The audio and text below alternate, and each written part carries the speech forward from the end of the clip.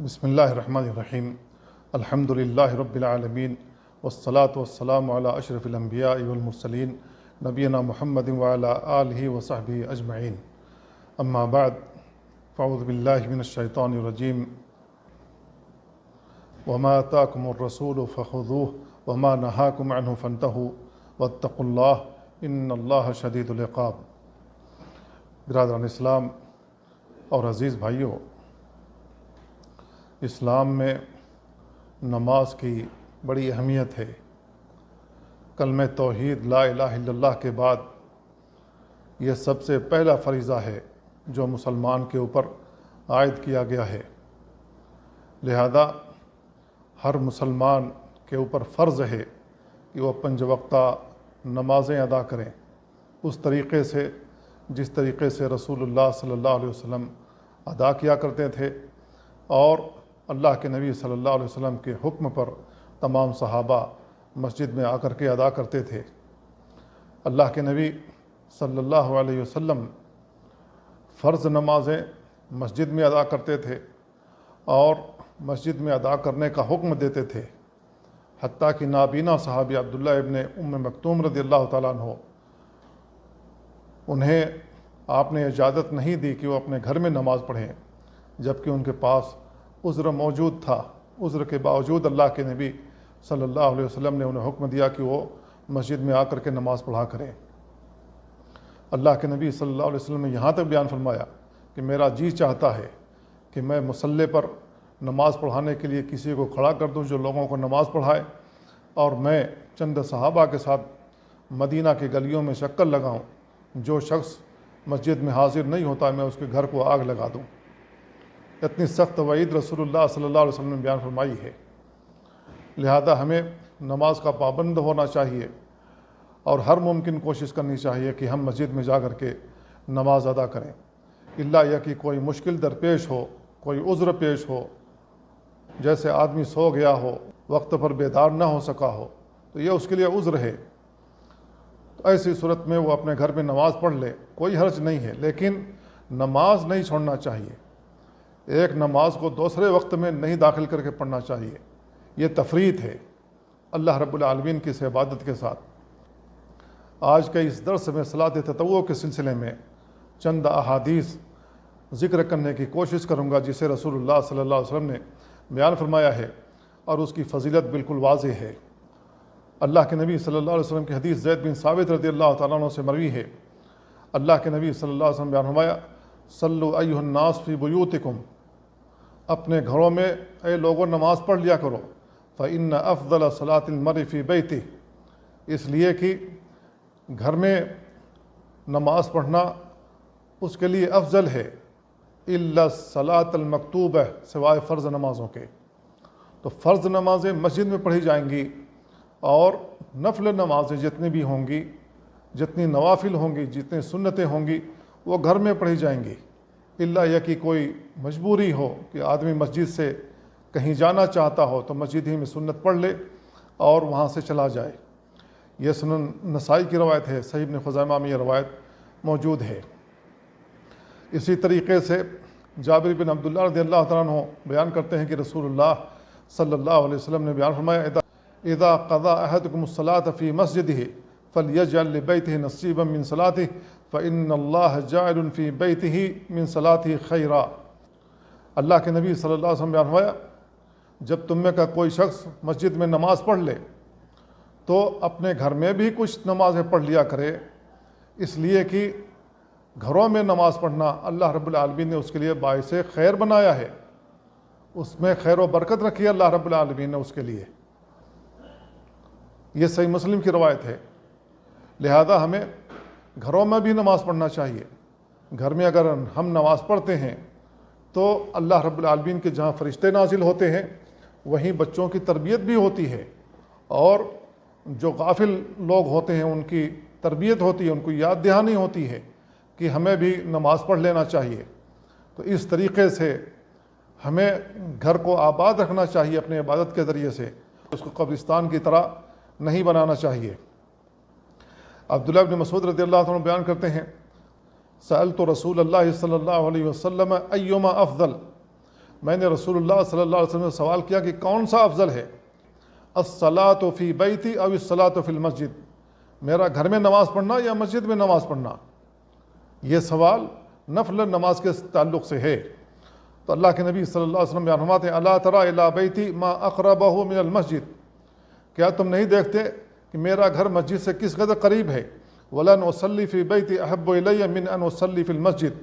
گھر میں نماز پڑھنا مجھے زیادہ محبوب ہے بنسبت اس کے کہ میں مسجد میں نماز پڑھوں، الا ان تکون صلاۃ مکتوبہ، الا یہ کہ فرض نماز ہو۔ تو فرض نماز نبی کریم صلی اللہ علیہ وسلم مسجد میں پڑھا کرتے تھے، اذان ہو جاتی تھی، اللہ کے نبی صلی اللہ علیہ وسلم اگر گھر سے نہیں نکلے ہیں تو مؤذن اللہ کے نبی صلی اللہ علیہ وسلم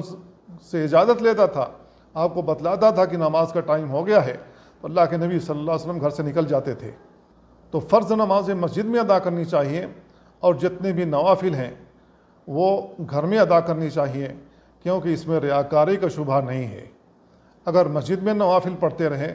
تو ایسی صورت میں اس میں ریاکاری کا شبہ موجود ہے، لوگ کہیں گے کہ کتنا نمازی ہے، کتنی نمازیں ادا کر رہا ہے، لیکن گھر میں اگر آدمی نماز پڑھتا ہے تو تنہا ہے، صرف وہ جانتا ہے یا اس کا رب جانتا ہے، تو اس میں ریاکاری کا شبہ نہیں ہوتا، بلکہ اخلاص پایا جاتا ہے اس کے اندر، آدمی ریاکاری سے دور ہو جاتا ہے، شیطان اس میں راستہ نہیں پاتا ہے کہ اس کو ریاکاری میں مبتلا کرے۔ لہذا افضل نماز جو قرار دی گئی نوافل کے تعلق سے وہ گھر میں ہے، لہذا ہمیں گھر میں نماز کا اہتمام کرنا چاہیے۔ اسی طریقے سے دن اور رات میں 12 رکعت نمازوں پر ہمیں محافظت کرنی چاہیے، یہ سنت مؤکدہ ہیں۔ ام حبیبہ بنت ابی سفیان رضی اللہ تعالیٰ عنہ سے مروی ہے، وہ کہتی ہیں میں نے رسول اللہ صلی اللہ علیہ وسلم سے فرماتے ہوئے سنا ما من عبد یصلی اللہ تعالی فی کل یوم 12 رکعۃ تطوعا غیر فریضۃ الا بنى اللہ له بیتا فی الجنہ او الا بنی له بیت فی الجنہ۔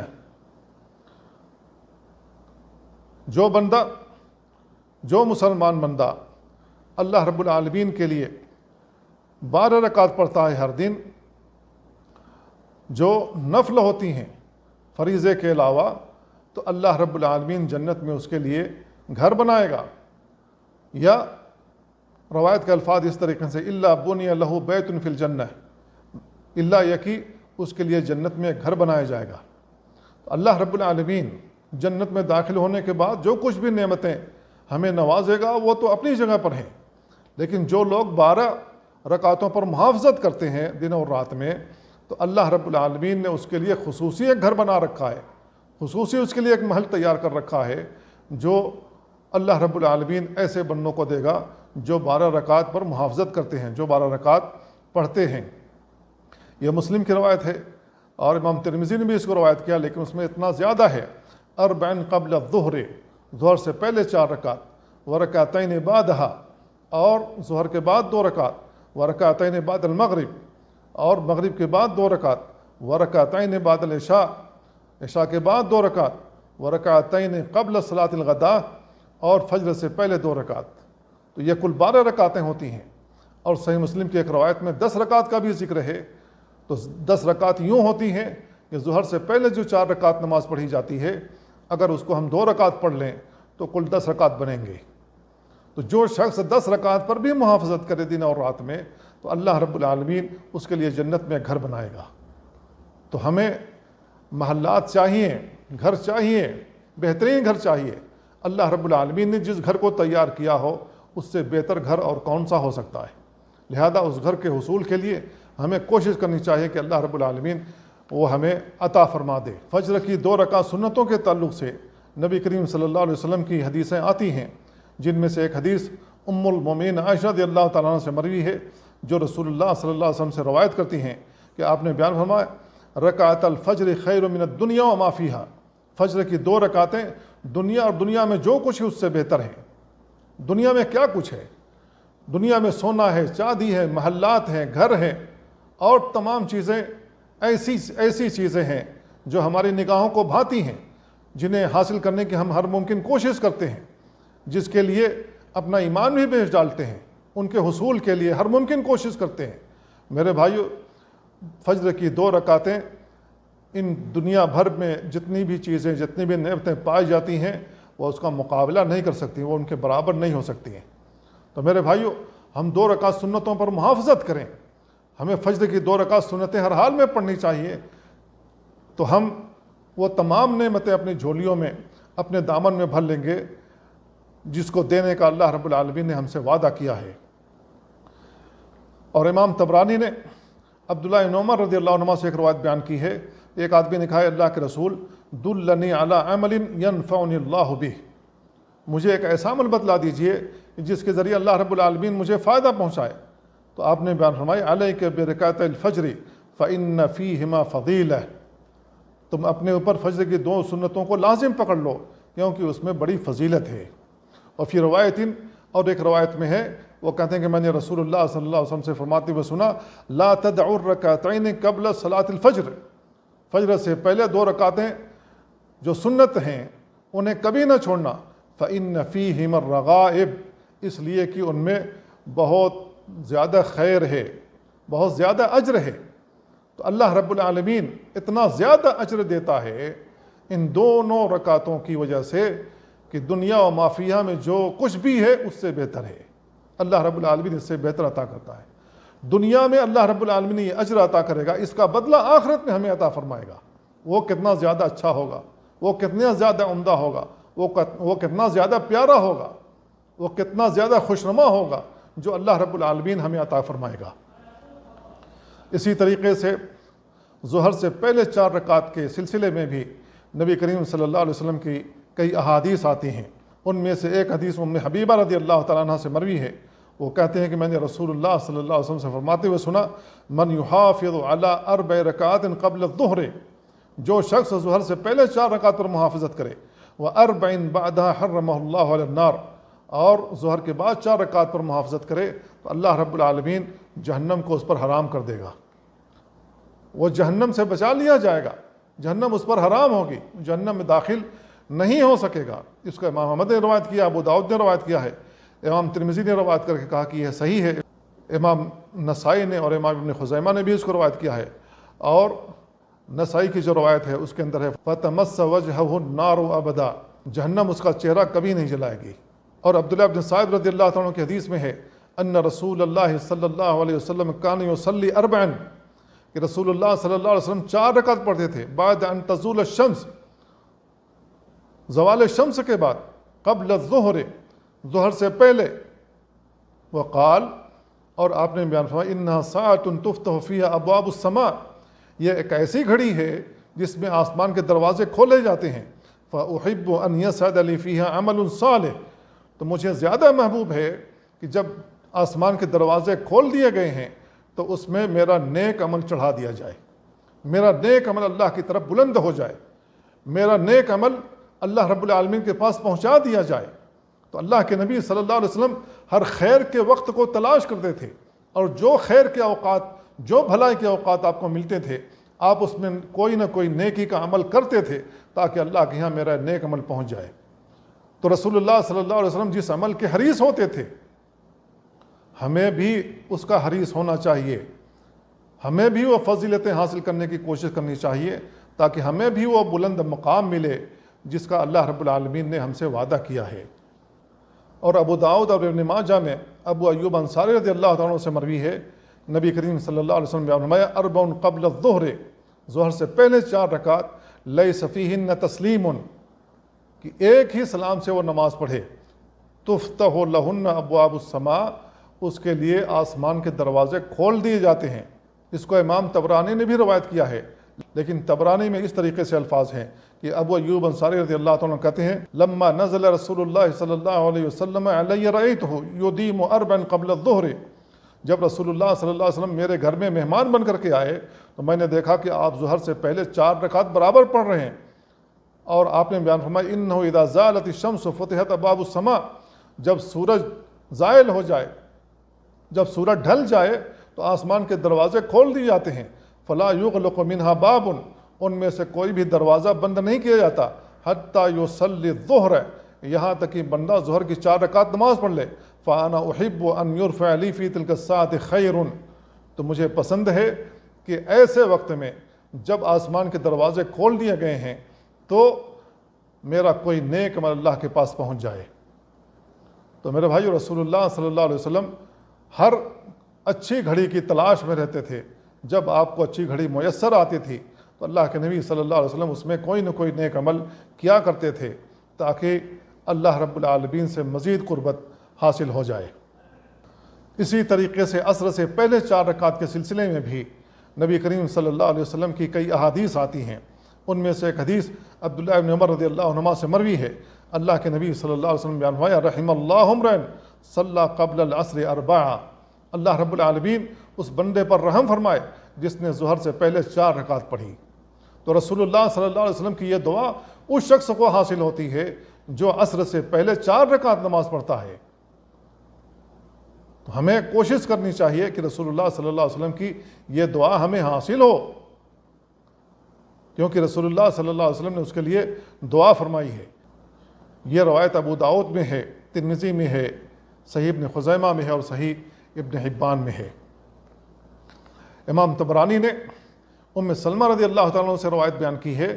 اللہ کے نبی صلی اللہ علیہ وسلم بیان فرمائے، من صلی 4 رکعات قبل العصر، جو شخص عصر سے پہلے 4 رکعت نماز پڑھے، حرم اللہ بدنہ علی النار، اللہ رب العالمین اس کے بدن کو جہنم پر حرام کر دے گا۔ تو یہ چند فضیلت والی احادیث ہیں جو رسول اللہ صلی اللہ علیہ وسلم سے مروی ہیں۔ مغرب کے بعد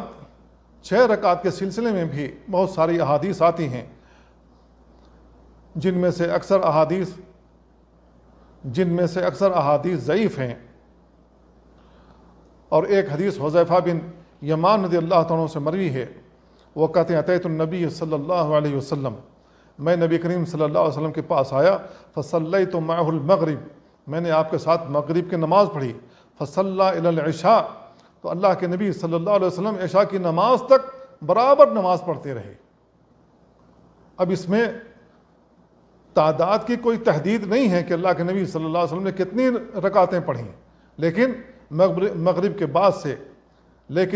کے بعد سے عشاء تک آپ برابر نماز میں مشغول رہے۔ یہ سنن نسائی کی روایت ہے اور یہ روایت صحیح ہے، اس کی سند صحیح ہے۔ اسی طریقے سے عشاء کے بعد 4 رکعت نماز کے سلسلے میں بھی کئی احادیث آئی ہیں، جن میں سے ایک برا بن عازب رضی اللہ عنہ کی حدیث ہے، دوسری انس بن مالک رضی اللہ عنہ کی حدیث ہے، تیسری عبداللہ بن عمر رضی اللہ عنہما کی حدیث ہے، لیکن یہ تمام روایتیں ضعف سے خالی نہیں ہیں۔ وطر کی نماز کے سلسلے میں بھی رسول اللہ صلی اللہ علیہ وسلم کی کئی احادیث مروی ہیں، ہمیں وہ جان لینا چاہیے۔ اللہ کے نبی صلی اللہ علیہ وسلم نے ایک حدیث کے اندر بیان فرمایا، اجعلوا آخر صلاتکم باللیل وطرا، رات کی آخری نماز وطر بنایا کرو۔ تو اللہ کے نبی صلی اللہ علیہ وسلم کا طریقہ کار یہ ہوتا تھا کہ آپ عشاء کی نماز پڑھتے تھے اور سنت پڑھتے تھے اور اس کے بعد سو جاتے تھے، یہاں تک کہ رات کے آخری پہر میں پھر بیدار ہوتے، مسواک کرتے، وضو کرتے اور تہجد کی نماز کے لیے کھڑے ہو جاتے۔ تہجد کے بعد اللہ کے نبی صلی اللہ علیہ وسلم پھر آخر میں وطر پڑھتے تھے، پھر تھوڑی دیر لیٹ جاتے تھے، یہاں تک کہ فجر کی اذان ہوتی تھی، پھر فجر کی 2 سنتیں پڑھتے۔ بعض روایتوں میں کہ اللہ کے نبی صلی اللہ علیہ وسلم دائیں کروٹ لیٹ جاتے تھے، پھر اس کے بعد فجر کی نماز پڑھاتے تھے جماعت کے ساتھ۔ تو اللہ کے نبی صلی اللہ علیہ وسلم کا طریقہ کار وطر کے سلسلے میں یہ ہوتا تھا کہ آپ وطر کو آخری نماز بناتے تھے، سب سے آخر میں وطر پڑھتے تھے۔ تو اللہ کے نبی صلی اللہ علیہ وسلم نے حکم دیا ہے امت کو، جیسا کہ جابر رضی اللہ عنہ کی حدیث میں ہے، یا اہل القرآن اوتروا فإن اللہ وطر یحب الوطر، اے اہل قرآن، اے قرآن والو، اے وہ لوگوں جو قرآن پر ایمان لائے ہو، قرآن کو پڑھتے ہو، قرآن کی روشنی حاصل کرتے ہو، قرآن سے رہنمائی لیتے ہو، تو اے اہل قرآن وطر پڑھا کرو، فإن اللہ وطر، اس لیے کہ اللہ وطر ہے، طاق ہے، یحب الوطر، وہ طاق عدد کو پسند کرتا ہے۔ تو وطر کی نماز 1 رکعت ہے، 3 رکعت ہے، 5 رکعت ہے، 7 رکعت ہے، 9 رکعت ہے، اتنی روایتیں نبی کریم صلی اللہ علیہ وسلم سے ثابت ہیں۔ تو ہمیں وطر کی نماز پڑھنی چاہیے، اس کو چھوڑنا نہیں چاہیے۔ رسول اللہ صلی اللہ علیہ وسلم حضر میں بھی وطر پڑھتے تھے، حتیٰ کہ آپ سفر میں بھی اس کو نہیں چھوڑتے تھے، الا کہ بعض اوقات میں آپ سے یہ چھوٹ گئی تو چھوٹ گئی، تو آپ کوشش کرتے تھے کہ وطر کی نماز کبھی بھی نہ چھوٹے۔ تو ہمیں حکم دیا یا اہل القرآن اوترو، اے اہل قرآن، اے قرآن والو وطر پڑھا کرو۔ اور ایک روایت علی رضی اللہ تعالیٰ عنہ سے مروی ہے، اللہ کے نبی صلی اللہ علیہ وسلم نے فرمایا ان اللہ وطر یحب الوطر، بے شک اللہ رب العالمین طاق ہے، طاق عدد کو پسند کرتا ہے۔ فاوتروا یا اہل القرآن، تو اے اہل قرآن وطر پڑھا کرو۔ سنن ابو داؤد کی روایت ہے، جامع ترمذی میں بھی یہ روایت موجود ہے، اور امام ترمذی نے اس کو حسن قرار دیا ہے۔ اور جابر بن عبداللہ رضی اللہ عنہ کی حدیث میں اللہ کے نبی صلی اللہ علیہ وسلم بیان فرماتے ہیں من خاف علی اللہ یقوم من آخر اللیل، جس شخص کو اس بات کا خوف ہو کہ وہ رات کے آخری پہر میں نہیں اٹھ پائے گا، نہیں بیدار ہو پائے گا، فلیوتر اولہ، تو اول لیل میں عشاء کے بعد ہی وطر پڑھ لے۔ ومن طمع ان یکون آخرہ فلیوتر آخر اللیل، اور جو شخص خواہش رکھتا ہو کہ وہ آخری پہر میں بیدار ہو جائے گا تو وہ وطر کی نماز آخر میں پڑھے۔ فإن صلاة آخر اللیل مشہودہ محظورہ وذلک افضل، یہ صحیح مسلم کی روایت ہے، اس لیے کہ رات کے آخری پہر میں فرشتے حاضر ہوتے ہیں اور یہ افضل ہے۔ نبی کریم صلی اللہ علیہ وسلم نے اس کو افضل قرار دیا، ساتھ ہی ساتھ یہ بھی بیان فرمایا کہ فرشتے اس وقت حاضر رہتے ہیں۔ تو میرے بھائیوں، رات کی آخری نماز وطر ہونی چاہیے، ہمیں وطر سے غفلت نہیں برتنی چاہیے، اسی طریقے سے سنتوں سے بھی غفلت نہیں برتنی چاہیے۔ اگر فرض میں کمی اور کوتاہی رہ جاتی ہے، اللہ رب العالمین ان سنتوں کے ذریعے سے ان کمیوں کو، ان کوتاہیوں کو پورا کرے گا۔ اگر ہمارے نامہ اعمال میں سنتیں نہ لکھی گئی ہوں تو اگر ہمارے فرائض میں کمی اور کوتاہی موجود ہوگی تو کہاں سے پوری ہوں گی؟ اس لیے میرے بھائیوں، سنت کو کبھی نہ چھوڑنا چاہیے، سنتوں پر محافظت کرنی چاہیے، اور ہمیں کوشش کرنی چاہیے کہ ہم رسول اللہ صلی اللہ علیہ وسلم کی سنت کے مطابق زندگی گزاریں، اور اللہ کے نبی صلی اللہ علیہ وسلم نے جو سنتیں بیان فرمائی ہیں، جو نمازیں اللہ کے نبی صلی اللہ علیہ وسلم پڑھا کرتے تھے، جن کی ترغیب آپ نے دی ہے، جن کی فضیلت بیان فرمائی ہے، ہمیں ان فضیلتوں کو حاصل کرنا چاہیے، یوں ہی نہیں چھوڑ دینا چاہیے۔ اللہ تعالیٰ سے دعا ہے اللہ ہمیں ان باتوں کو سمجھنے اور ان پر عمل کرنے کی توفیق عطا فرمائے۔ وصلی اللہ وسلم علی نبینا محمد وعلی آلہ وصحبہ اجمعین۔ السلام علیکم ورحمۃ اللہ وبرکاتہ۔